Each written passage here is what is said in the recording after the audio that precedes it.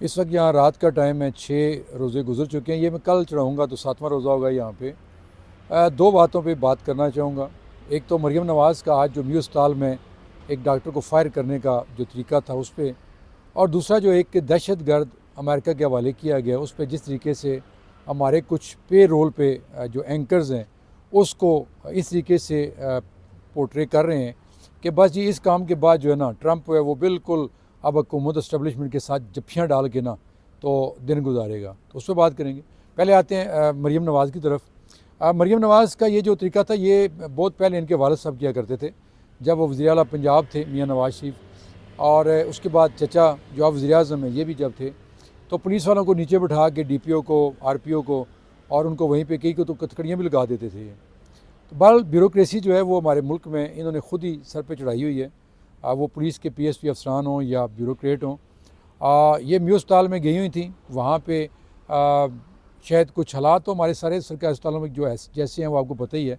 देखे होंगे, यकीनन देखे होंगे, और ये भी बड़ी बात है कि वो किसी सरकारी अस्पताल में चली गई हैं, क्योंकि ये तो अपनी सर्जरी कराने के लिए और छींक भी आ जाए तो ये अपना इलाज करवाने के लिए लंदन जाती हैं। लेकिन मसला ये है कि चलें किसी तरह चली तो गई हैं, और कम अज़ कम जो नया MS आएगा वो उसको ये नहीं बताना पड़ेगा कि उसको किसने लगाया है। ये जब सवाल करें कि इसको लगाया किसने, तो मरियम बीबी वज़ीर आला पंजाब आप हैं, आपको पता होना चाहिए कि म्यू अस्पताल जो कि इतना बड़ा हॉस्पिटल है उसका MS किसने लगाया होगा। किस तरह लगते हैं हमारे ब्यूरोक्रेट अहम सीटों के ऊपर, और किस तरह हमारे पुलिस अफसरान या बाकी ओहदों पे लोग तैनात किए जाते हैं, वो आपसे बेहतर कौन जानता है। यही तो मसला है हमारे मुल्क का। अगर सही ओहदों पर सही लोग बिठाए जाएँ तो मेरा ख्याल है लोगों के जो सही काम होते हैं उनमें कभी कोई रुकावट ना आए। बहरहाल देखते हैं क्या होता है। ये MS साहब किसी अदालत में चले जाते हैं और फिर वहीं पे टिक जाते हैं, या वो बताते हैं कि उनको लगाया किसने था और कितने पैसे दे के वो लगे हुए थे या किस किस वाले पे लगे हुए थे। अब आते हैं ये जो एक दहशत गर्द शरीफुल्लाह जिसको पकड़ कर, जिस पर इल्ज़ाम ये है कि जब अमेरिकन जा रहे थे काबुल से वापस तो जो दहशत गर्द हमले हुए थे, सुसाइड बमिंग हुई थी वहाँ पे, उसमें कोई 13 सोल्जर मारे गए थे। हालांकि मरे तो कुछ 150-200 लोग थे वहाँ पे, लेकिन बाकी चूँकि अफ़गानी थे इसलिए उनकी तो कोई अहमियत नहीं है, उनके बारे में तो किसी ने बात भी नहीं की है क्योंकि वो इंसान नहीं थे। हमारे एक बहुत बड़े एंकर आज ये बता रहे थे कि अमेरिका वाले कभी अपनी लाश किसी का नहीं छोड़ते जी। वो उनकी एक लाश जो कहीं रह जाए ना तो वो फिर समझते हैं कि बस हमने अपने मुल्क के साथ गद्दारी कर ली है, तो वो अपने लोगों को छुड़वा के भी ले आते हैं। मसलन रशिया को उन्होंने वाला दिया कि प्रोफेसर साहब जासूसी पर इल्ज़ाम था तो उनको वहाँ से छुड़वा के लाए, फिर उनकी फैमिली समेत उसने ट्रम्प ने उसको साथ बिठाया और बताया जी कि मैंने वादा किया था कि मेरे लोग जहाँ जहाँ दुनिया के किसी मुल्क में फंसे हुए हैं मैं उनको लेके आऊँगा।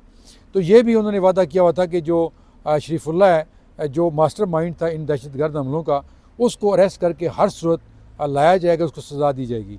तो उसने फिर अपने किसी बंदे के ज़रिए या CIA के जो हेड है उसके ज़रिए रब्ता किया ISI के चीफ मलिक आसम से, और उनको कहा जी कि ग्राउंड जो इन्फॉर्मेशन है वो हम देंगे, अरेस्ट आप करें। अब ज़ाहिर है उन्होंने सिर्फ ये तो नहीं रिक्वेस्ट तो नहीं की होगी ना, उन्होंने कहा जी अरेस्ट करो, नहीं तो फिर अगला पूछने से भी तैयार हो जाओ। जैसे आपको याद होगा मुशर्रफ को कहा गया था कि या तो हमारे साथ खड़े हो जाओ या फिर वो क्या कहते थे कि तोरा बोरा बनने के लिए तैयार हो जाओ। तो मुशर्रफ साहब लेट गए थे, फिर उसके बाद आज तक हम दहशतगर्दी का जो अज़ाब है वो भुगत रहे हैं।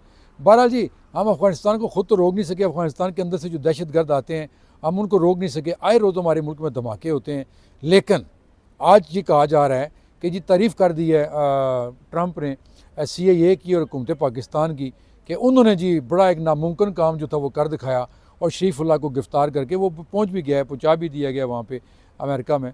लेकिन कम अज़ कम मैं कहता हूँ कि अगर इसके बदले में अपनी आफ़िया मांग लेते, डॉक्टर आफ़िया मांग लेते, लेकिन ये तो किसी के अंदर जुर्रत ही नहीं है ना। तो अब ये वो बकारियों की तरह, ग़ुलामों की तरह इसको बड़ा बढ़ा चढ़ा के पेश करें जी ट्रंप के साथ हमारी अब यारी हो गई है, जफ्फियाँ डल गई हैं। मैं कहता हूँ वो एंकर जो मैं देख के मैं सुन के हैरान हो रहा था, अच्छा एक वो नहीं है और भी कई हैं कि ज़ाहिर है मुझे पता है इनका, मैं इसी शोबे से हूँ कि इनकी बोली से हमें समझ आ जाती है कि ये किसकी बोली बोल रहे हैं। अगर कोई PTI की बोली बोलता है तो वो भी समझ में आती है, जो इस्टेब्लिशमेंट की बांसुरी पे डांस करने लग जाते हैं हम उनका भी पता होता है, और जो हुकूमत के पैसों में पल रहे होते हैं उनका भी पता होता है, हमें तो समझ आ जाती है। तो बहरहाल इसको अब जुड़ा ये जा रहा है जी कि ये जो काम किया ना इस्टेब्लिशमेंट ने और हुकूमत ने, उसके बाद इमरान खान तो माँ मर गई है, उस बेचारी की माँ तो पता नहीं कब की मर गई है। तो अब वो जी बिल्कुल उसके ख़िलाफ़ हो गया, सारा कुछ पटड़ी उल्टी चढ़ पड़ी है। जिनको ये उम्मीद थी कि ट्रंप आएगा तो इमरान बाहर आ जाएगा, तो अब ये सारी गेम उल्टी हो गई है। मतलब मुझे एक समझ नहीं आती है कि एक दहशत गर्द जो था जिसने चलिए अमेरिकन या बाकी सारे लोग उसकी वजह से मरे थे, उसकी गिरफ्तारी पे इतनी खुशियाँ हम क्यों मना रहे हैं? हमारे मुल्क में कितने दहशतगर्द जो हैं वो धमाके करके, बंदे मार के, बच्चे मार के आज भी आज़ाद फिर रहे हैं। उनको तो किसी ने नहीं कहा कि इसको गिरफ्तार करो, नहीं करोगे तो ये हो जाएगा।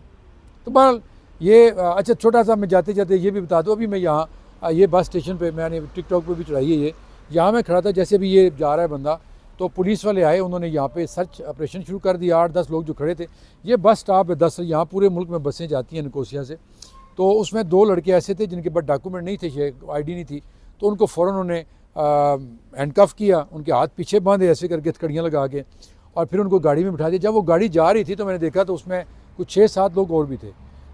इस वीडियो के ज़रिए फिर अपने पाकिस्तानी बच्चों को कि खुदा का वास्ता है इल्लीगल तरीक़ों से मत आएँ यूरोप की तरफ, क्योंकि अब यहाँ बहुत सख्ती हो गई है। जहाँ देखते हैं आपको हथकड़ियाँ लगा लेते हैं, जेलों में भेज देते हैं, फिर कई महीने जेलों में सड़ना पड़ता है, फिर आपके डॉक्यूमेंट बनते हैं, क्योंकि यहाँ तो सफारत खाना भी नहीं है। बैरूत से आपके लोग आते हैं, कभी कभार सफारतकार को आता है तो वो ट्रैवल डॉक्यूमेंट बनता है, फिर वो पाकिस्तान जाते हैं और फिर हमेशा के लिए ठप्पा लग जाता है आपका। तो अब डंकी मार के मत आएँ, आना है तो आप स्टूडेंट वीज़ों पे आएँ, वर्क परमिट पे आएँ या विज़िट वीज़े पे आएँ, जैसे भी आप आ सकते हैं, लेकिन गैर कानूनी तरीके से मत आएँ। इतने पैसे लगा के यहाँ आते हैं, 40-50 लाख रुपया, तो इतना पैसा लगा कर पाकिस्तान में भी कोई कारोबार करें छोटा मोटा, तो वहाँ भी आप इज़्ज़त से रह सकते हैं। यहाँ आपको आके फिर आपको इलीगल तरीके से जब आएंगे तो चोरों की तरह रहना पड़ेगा, आपको छुपना पड़ेगा पुलिस से जगह जगह। और अब तो इन्होंने, मैंने ये भी सुना है कि लालच दिया हुआ है इंडियन पाकिस्तानी लोगों को कि जो पकड़वाएगा हम उसको फैसिलिटेट भी करेंगे, पैसे भी देते हैं उनको। तो इसलिए भाई साहब ना आएँ, बस दुआ में याद रखिएगा, रमज़ान का महीना है। अल्लाह हाफ़िज़।